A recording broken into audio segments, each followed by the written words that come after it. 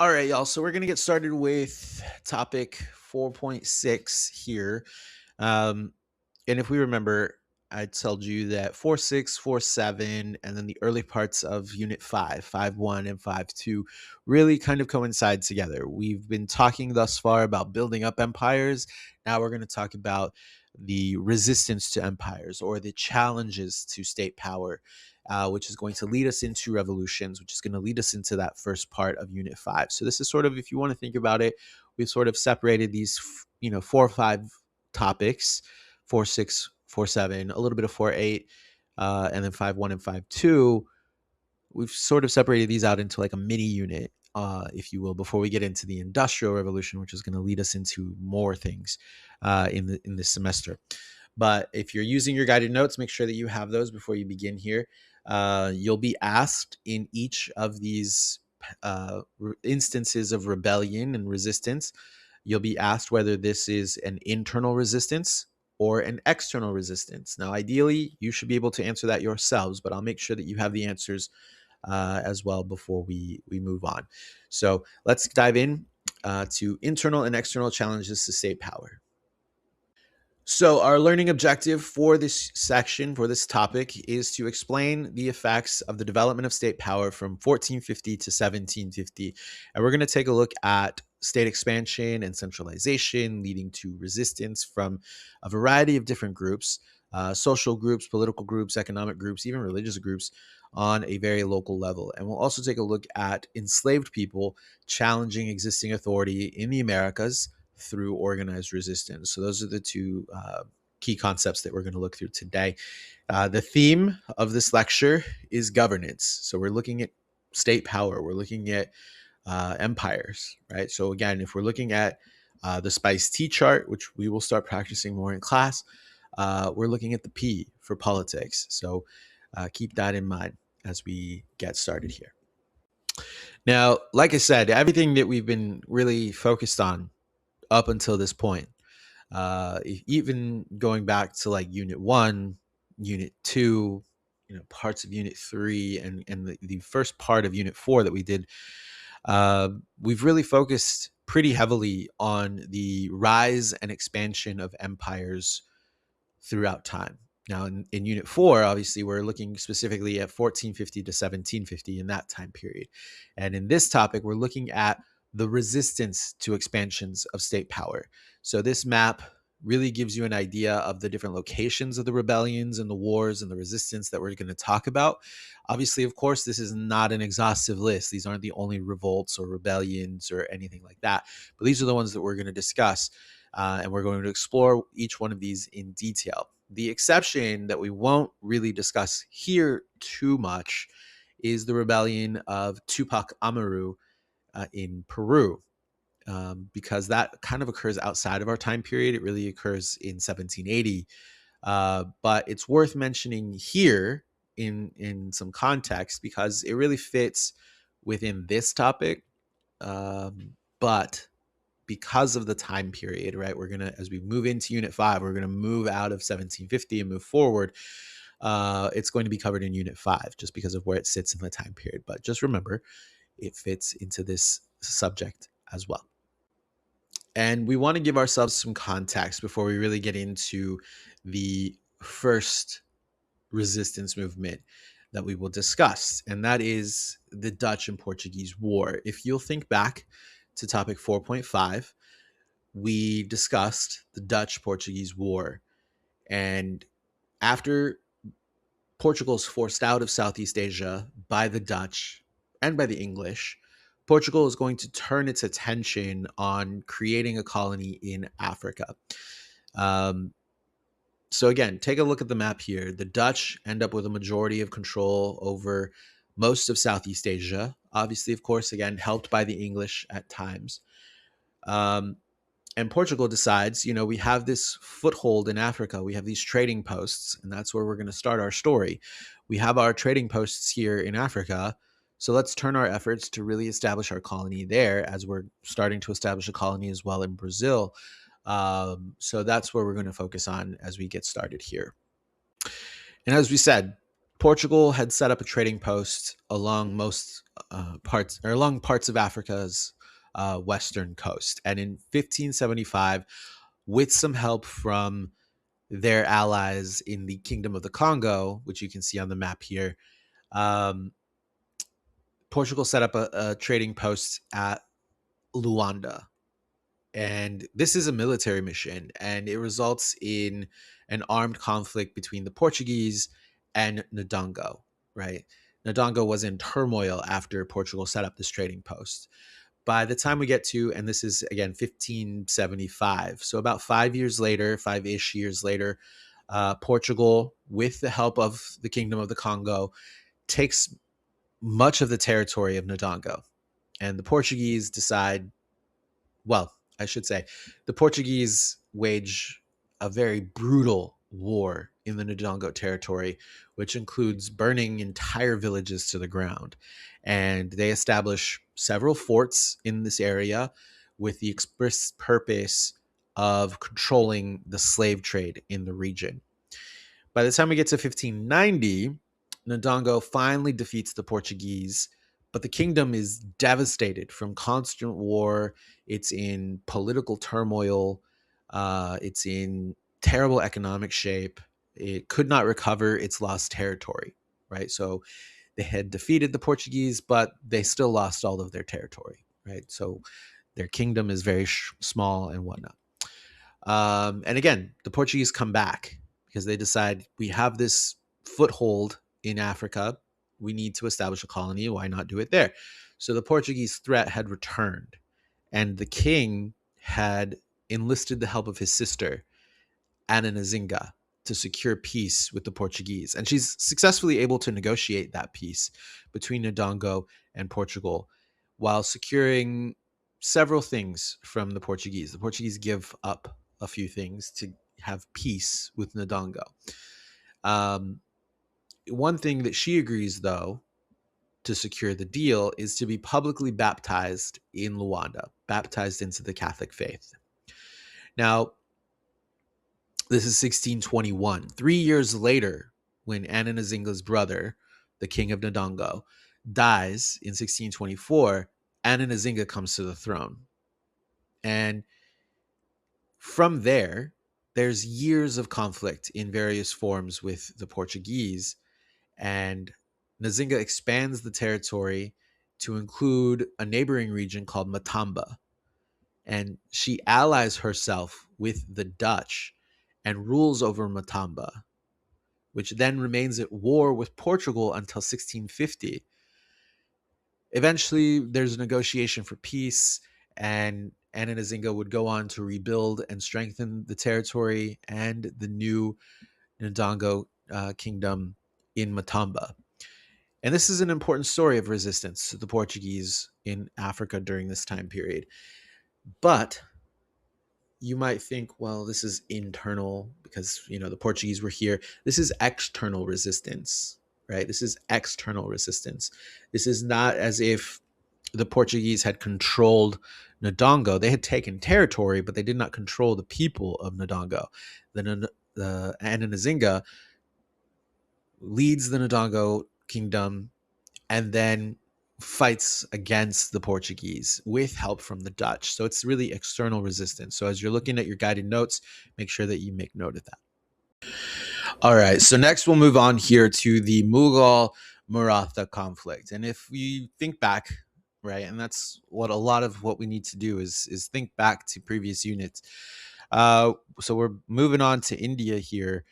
We were introduced to the Mughal Empire in Unit 3. We saw their expansion into India. We talked about how Akbar of the Mughal Empire, who was in power from 1556 to 1605, was really successful at expanding the Mughal Empire across northern and central India because of his religious tolerance, right? The Mughal Empire was a Muslim empire.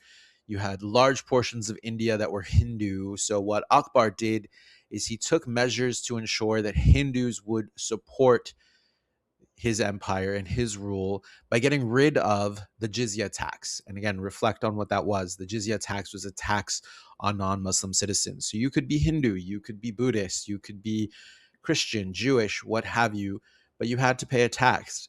And Akbar gets rid of that, right? And that really helps people feel like, I could support this. I don't have to, I'm not being punished for my beliefs. He also put Hindu officials in high ranking positions within the government. Now we fast forward then to the reign and the emperorship. I was going to say presidency, and that was wrong, of Aurangzeb from 1658 to 1507. And we see that the Mughal Empire goes back to this general policy of religious intolerance, coming back into the Mughal Empire. And so what this causes is causes rebellions among the Sikhs, the Rajputs, the Marathas. Excuse me. And these begin as a response to the reinstatement of the jizya tax, the destruction of Hindu temples, the expulsion of non-Muslim members from the government. And so that leads us into 1680 when we see the Mughal Maratha Wars from 1680 to 1707. And it is the Marathas, who are Hindu, successfully repel the Mughals and maintain control of their own territory. And you can see that here on the map: the Mughal in India and the Maratha Empire. um, Now, Sampaji, who's pictured on the bottom right-hand side of the slide, is the one who leads the resistance efforts against the Mughals. Now, this conflict, coupled with other conflicts that face the Mughals, bring an end to a lot of the Mughal control over India. So ultimately, this rebellion, this resistance, is internal resistance that challenges the power of the Mughal Empire, right? It's people from within the Mughal Empire who rebel against the reinstatement of the jizya tax, the destruction of the temples, the expulsion of the non-Muslims from government, etc. So the Sikhs, the Rajputs, the Marathas. The Marathas are ultimately the most successful here at really pushing back against the Mughals. The Marathas have their own territory, their own empire, but ultimately this is internal rebellion that leads to the downfall of the Mughal Empire. Then moving into Russia, we get to the Cossack Rebellion. And we haven't really talked a ton about Russia, right? We talked about it a little bit when we talked about it in context with the Mongol Empire. And we talked a little bit about the feudal system in Russia as well. And with the feudal system, you have serfs. And conditions for serfs in Russia had not improved by the 14th century as they had for serfs in Europe. And so, as the central government in Russia is weakened, the nobility gained power. And it is during this power shift that serfs experience a rise in their debt. Now, some serfs escape and they join a group called the Cossacks, which are groups of largely independent, skilled fighters living near the Black and Caspian Seas. And the Cossacks sometimes fight for Russia in various conflicts in exchange for privileges. And when Catherine the Great confirmed that the nobles had authority over the peasant serfs, this helped bring a lot of unrest amongst the peasant class and the Cossacks. And over 50 peasant revolts then take place during Catherine the Great's reign. And these kind of bubble up and culminate in the Pugachev rebellion in 1774, just before the American Revolution. Yemelin Pugachev was a Cossack who gained a large following of peasant serfs, and Pugachev would recruit serfs, would recruit Cossacks, factory workers, and priests. And his efforts aren't taken very seriously by Catherine the Great at first, but she later realizes that this is a real challenge to her imperial authority, and she worked really hard to squash this rebellion. So this Cossack rebellion is internal, right? It's people from the serfs, the Cossacks, the factory workers, the priests within Russia that then rebel against Catherine the Great. So again, this one is an internal conflict, an internal rebellion. Now, these peasant and Cossack rebellions during Catherine the Great's reign, like I said, culminate in this Pugachev rebellion. Now, who was Yemelin Pugachev? He's a Cossack. He's a defected ensign from Catherine the Great's army. He gains support of the peasants, the Cossacks, and he promises the serfs land of their own and freedom from the lords. And most interestingly, to be honest, um, Pugachev impersonates the Tsar Peter III, who was overthrown by his own wife, Catherine the Great. Now, Peter III did, in fact, die when he was overthrown by Catherine the Great. His death was like somewhat mysterious. And so that's what Pugachev was able to do and really take advantage of that mystery. And he's able to pretend that he was Peter the Great who had accepted his dethronement and he wanted to rise up against Catherine. And this impersonation worked really well in Pugachev's favor. And he's able to rally groups of oppressed people within Russia. And so in 1773, Pugachev and his army take over the city of Kasan, which is just east of Moscow. And it's at this point in the rebellion, Pugachev is seeing success in his efforts, mostly because, like I said, Catherine did not take him seriously. And by 1774, that threat is really recognized, and Catherine takes greater measures against Pugachev. And he's ultimately betrayed by some of his own people, and he's executed publicly in Moscow. Right, he's captured and executed publicly in Moscow in January of 1775. Um, so again, this is an internal conflict, and in the links here in Google Classroom for this assignment, you'll see a news piece about Vladimir Putin bringing the Pugachev rebellion in as an argument for how he believes Russia must act in the ongoing Russia-Ukraine war. So that's a link as well. It's just a great connection between history and the present. It's a story that you'll see.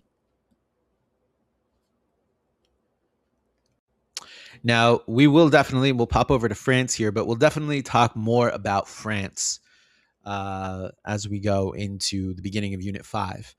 But this is where we start talking about the Fronde civil disturbances in France. Now, Fronde is the French word for sling, and these disturbances are given the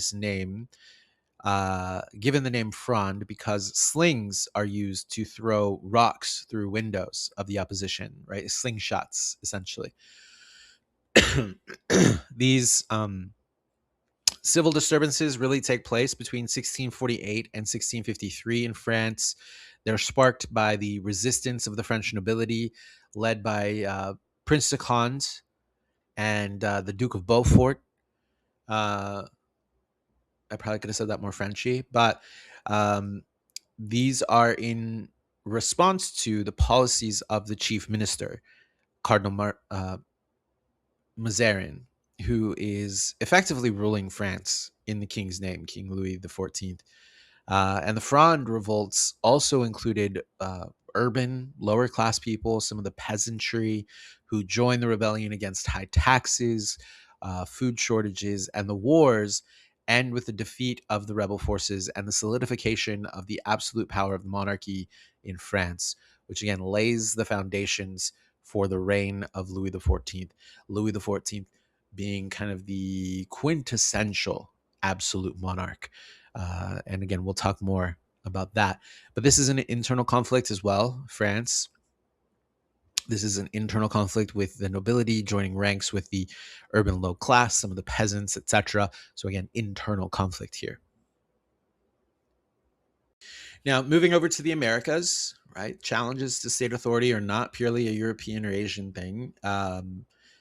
We start with Metacom's War, which is also very commonly referred to as King Philip's War.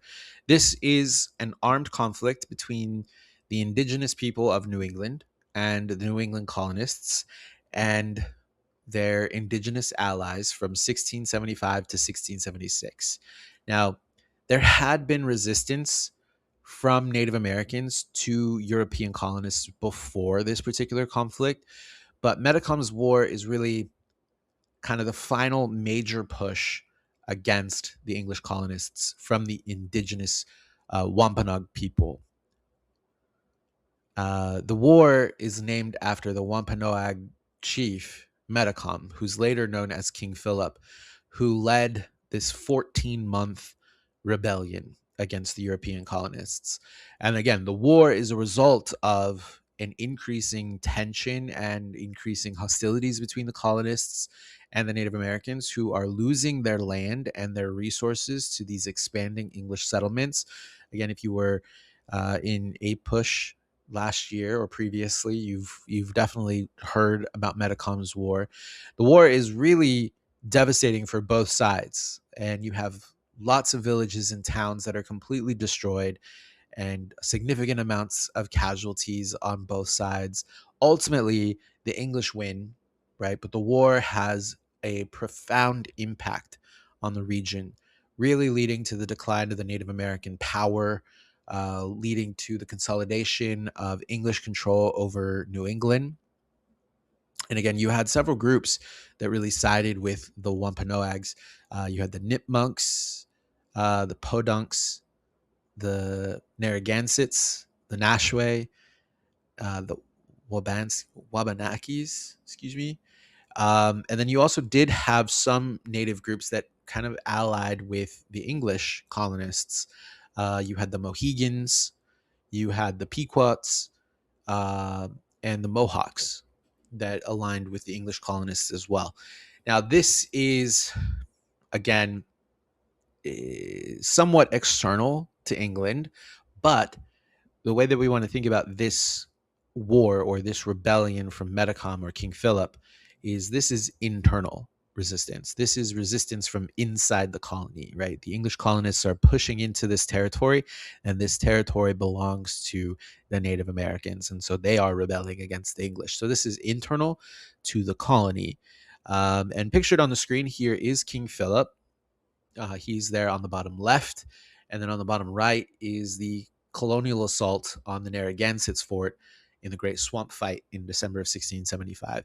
And again, if you have not yet taken APWH, you'll definitely, or U.S. history, you'll definitely hear more about that for sure. Now, moving over to the southwest, you have the Pueblo Revolt. The Pueblo Revolt is an uprising against the Spanish in the province of what is called Santa Fe de Nuevo Mexico by the Pueblos and their allies. So Santa Fe, New Mexico, right?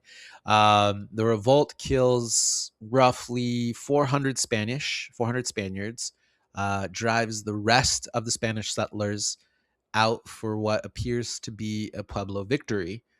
And in 1680, the Pueblo Revolt begins. And one of the major driving factors is the issue of religion.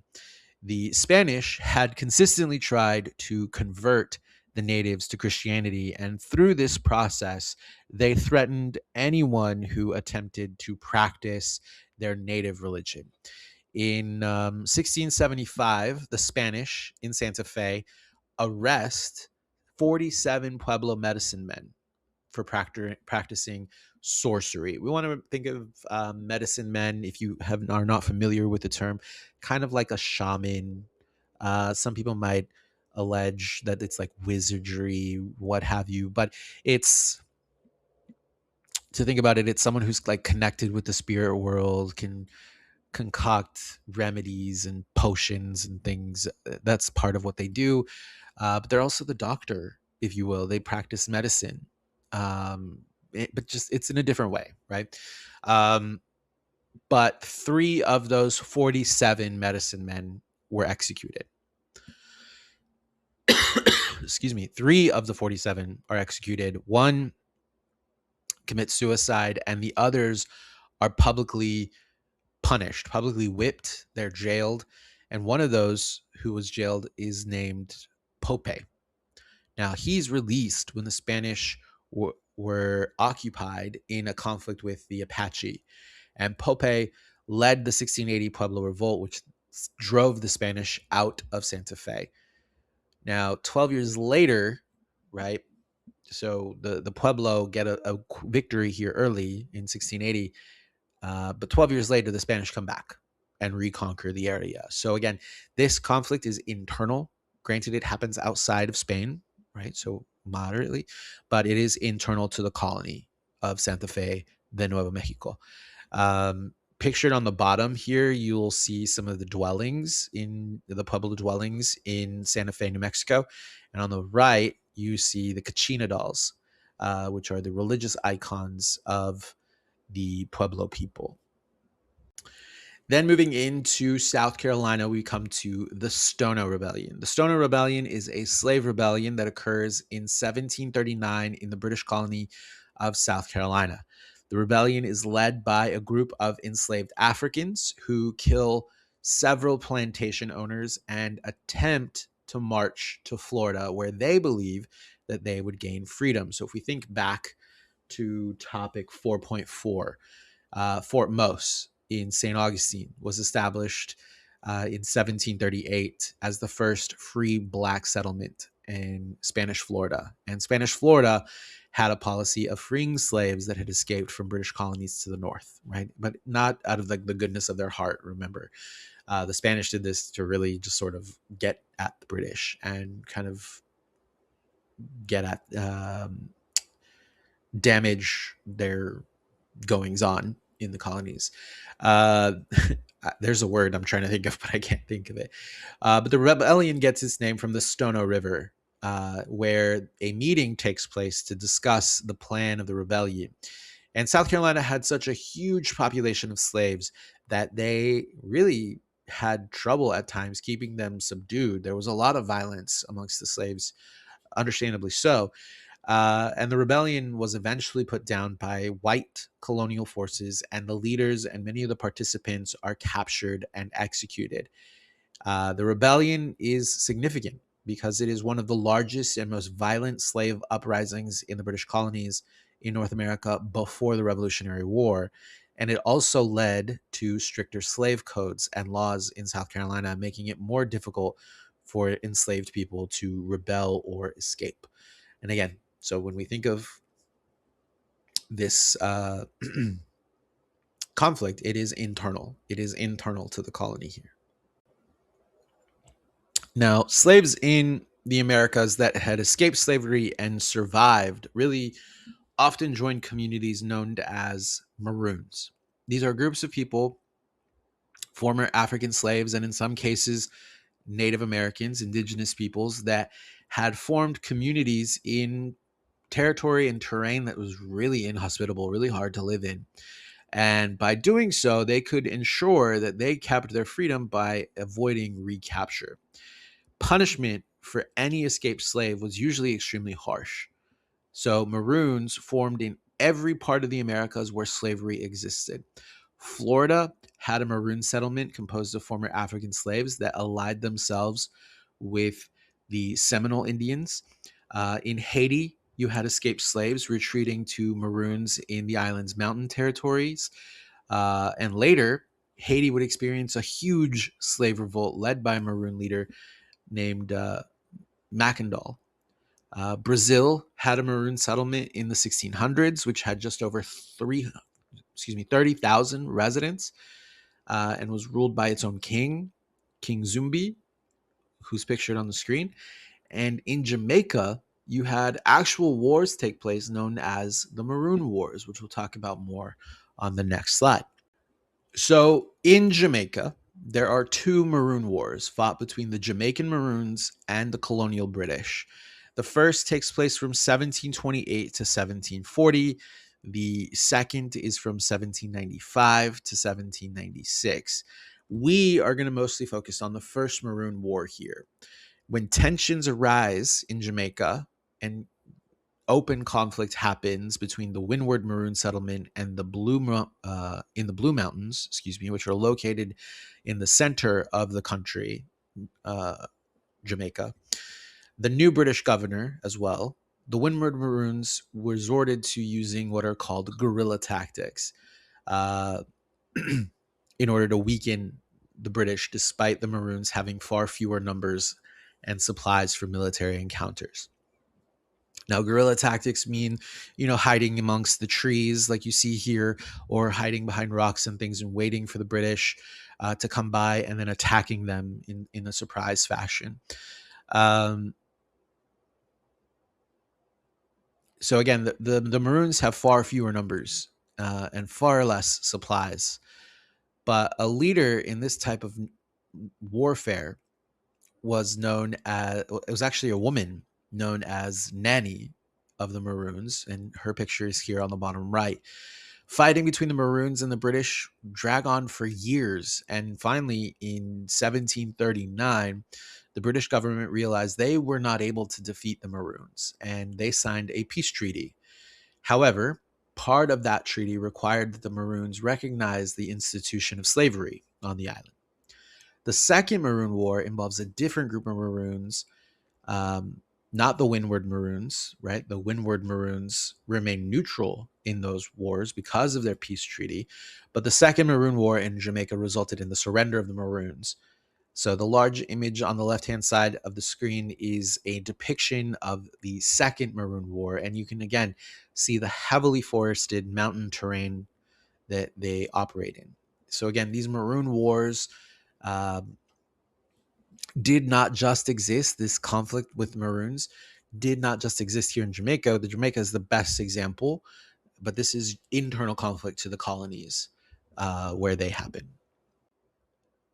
So as we start to wrap up this topic here, I do want to point in here with something that you need to start working on with your writing, and that is context, contextualization, right? And so in your guided notes, you should have this space to write something down, placing the Pugachev rebellion into its historical context. But what is context, right? I've tried to tell you or give you the example that context is really one way to think about it is when you start a new season of a show on Netflix, or I know what show just came out on Netflix, Emily in Paris, or some of you in class told me you were into like Grey's Anatomy, or you're into some sort of anime show. I don't know. I still haven't watched Death Note as of recording this, but I will for the one of you in sixth period. But context is what helps events make sense, right? Movies and books have to give us some sort of context, or the events can't be properly understood. It's the background information that's necessary for viewers or readers. I think of one example I can think of is Spider-Man, right? Peter Parker. If you didn't have the context that Peter Parker was bitten by a radioactive spider in some sort of weird scientific laboratory, you would have no context to understand that this teenager just randomly puts on a suit and can shoot web and fight crimes and things. Like you'd be like, "What? How did this happen?" There's not just some random spider dude. Um, you know, there's things that happen beforehand, right? Same with, you know, say like the world wars, which we'll talk about at some point in class. The world war, like the world does not just wake up one day and decide, you know what, we're all going to go to war with each other. Boom, war. There's things that lead up to that. What happened before the world war? What brought the world to that point? And those are the things that we will talk about, of course, in class. But without context, things just seem confusing, right? So again, to my example, Peter Parker, without the context, it's just confusing. Now, in history, events don't really ever happen randomly or in isolation. There's always a broader context in which events occur. So, again, for example, the Pugachev Rebellion doesn't just spontaneously happen in 1773. What comes before that? What leads us to the Pugachev Rebellion? If you were to get a question like the one on the screen, place the rebellion into its historical context, or you were to get a question about the rebellion, having the context, writing about the context helps whoever reads your essay really understand that you know where these things are coming from. So, what I would encourage you here to do before I move on to the next slide is to take a moment, really try to write like a short paragraph, a couple sentences, 2, 3, maybe 4 sentences about the context of the Pugachev Rebellion, right? We just talked about it not that long ago in this presentation. So, I'll give you a moment and then we'll look at an example on the next slide. And I'm going to stare here awkwardly until you pause and write in your guided notes.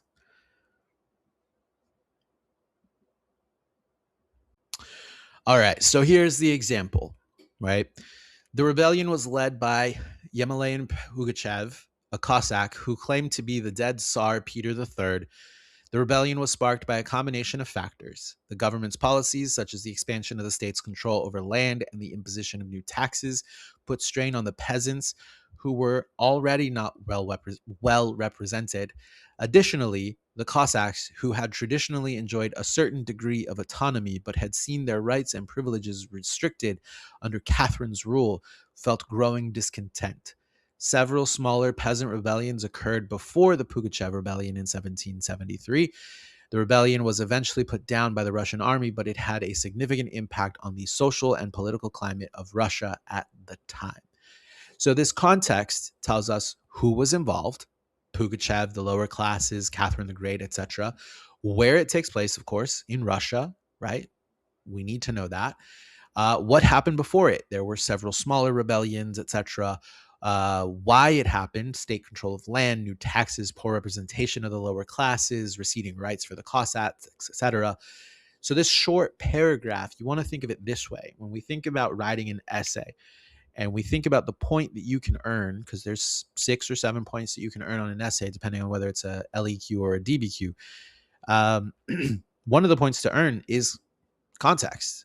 So at least being able to tell me where the Pugachev rebellion comes from and where it starts, that's a huge, huge thing for you to be able to do.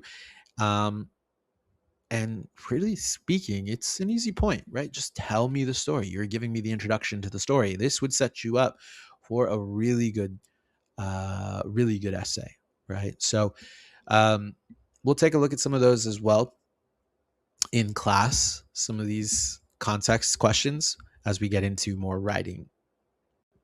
But that will close it out for us here in 4.6. So here are your key ideas for review in this topic.